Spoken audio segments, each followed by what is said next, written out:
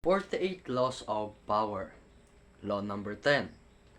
Avoid yung mga taong unlucky at unhappy. Yung mga taong pag nami-meet mo, palaging may reklamo at palaging may problema sa buhay. Iwasan mo tong mga tao na to kasi yung pagka-unlucky at pagka-unhappy nila ay nakakahawa. Hindi dahil sa unlucky talaga sila o unfortunate na may problema talaga sila.